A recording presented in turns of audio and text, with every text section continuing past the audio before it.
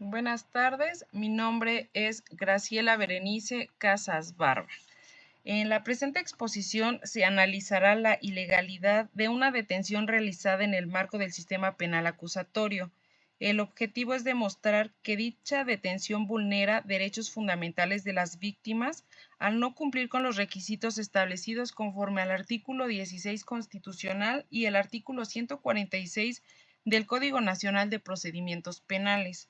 A partir del estudio del caso concreto, se evidenciará la ausencia de flagrancia y la ilegalidad de las inspecciones, la inconsistencia de los datos de prueba y la dilación en la puesta a disposición, que en conjunto permiten sostener que la detención es ilegal y contraria al debido proceso. La ilegalidad de detención. Aquí va a ser en una audiencia inicial con el sistema penal acusatorio. El caso es la detención basada en hechos contradictorios. El fundamento es en el artículo 16 constitucional que nos exige la legalidad y flagrancia en detención. Fundamento legal. El artículo 146 del Código Nacional de Procedimientos Penales, supuesto de flagrancia, la defensa debe argumentar que la detención no encaja en ninguna de las dos fracciones, las cuales son: 1. Momento de cometer el delito. Si la persona fue detenida tiempo después, aquí no aplica. Y 2. Inmediatamente después. Se debe romper el argumento si no hubo persecución material e interrumpida. El artículo 308 del Código Nacional de Procedimientos Penales nos habla del control de legalidad de la detención. Este artículo faculta al juez de control para analizar si la detención fue legal o ilegal. Aquí en este caso fue legal, se utiliza para justificar la ilegalidad ante el juez, demostrando que 1. No se respetaron los derechos humanos. 2. No se cumplieron los requisitos de acuerdo al artículo 146 del Código Nacional de Procedimientos Penales. Y 3. El Ministerio Público no justificó las razones de la detención. El artículo 147 del Código Nacional de Procedimientos Penales nos habla de la detención y puesta a disposición inmediata. Si la policía tardó en poner al detenido o a los detenidos ante el Ministerio Público, se viola este artículo, que es de inmediatez. Es esencial. Una demora injustificada vuelve a la detención como ilegal. Y el artículo 16 constitucional, aunque pide que el Código Nacional de Procedimientos Penales, la base constitucional es que toda persona detenida sin orden judicial debe ser puesta a disposición de la autoridad sin demora, de manera inmediata.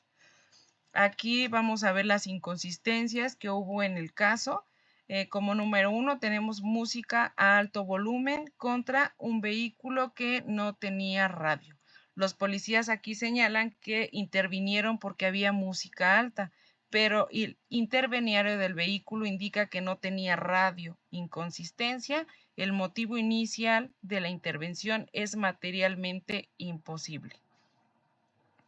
Número 2, el olor a marihuana contra el dictamen médico que salió negativo. Los agentes justifican la detención por percibir olor a marihuana. El dictamen médico establecido nos muestra que no había consumo de alguna sustancia. Aquí la inconsistencia es la percepción policial, no se confirma objetivamente. Número 3, conducta inicial no delictiva contra la detención. Aquí se menciona que los imputados dijeron palabras antisonantes a una chica que iba pasando. Esa conducta no constituye un delito. Aquí la inconsistencia se pasa de una falta no delictiva a una detención penal. Aquí el impacto no se justifica la flagrancia. Número 4, supuesta flagrancia contra ausencia de hecho delictivo. Se detiene bajo argumentos de flagrancia, pero, número 1, no hay delito visible y 2, no hay evidencia inmediata. La inconsistencia se invoca flagrancia sin cumplir sus requisitos. Número 5, la inspección voluntaria contra contexto de coerción. Se dice que los imputados consistieron la revisión, pero estaban frente a autoridad policial. La inconsistencia, el consentimiento no es realmente libre. Y número 6, tiempo de detención contra la puesta a disposición aquí en el Ministerio Público. Pasan aproximadamente 4.5 cuando la ley nos está diciendo que tiene que ser de manera inmediata. No hay justificación clara y la inconsistencia, la autoridad no explica la demora. En conclusión, la detención es ilegal porque, 1, no hay flagrancia, conforme al artículo 146 del Código Nacional de Procedimientos Penales. 2, inspección ilegal, conforme al artículo 16 constitucional. Pruebas inconsistentes, conforme al artículo 259 del Código Nacional de Procedimientos Penales. Y la dilación, artículo 16 constitucional. Aquí la justificación de cada uno de los que mencioné. Cuando no hay flagrancia, el Código Nacional de Procedimientos Penales exige que el delito esté cometido o acaba de cometerse con percepción directa. En este caso, solo había palabras antisonantes, el cual habíamos mencionado que no es un delito. El supuesto olor a marihuana, que no es un hecho objetivo ni confirmado por el médico legista. En conclusión, no existe delito visible y inmediato. La detención no cumple con flagrancia. La inspección legal, la Constitución Política de los Estados Unidos Mexicanos, en el artículo 16, exige que todo acto o molestia esté fundado y motivado.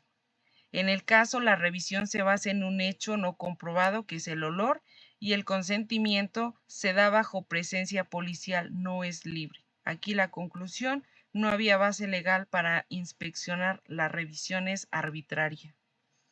Prueba inconsistente.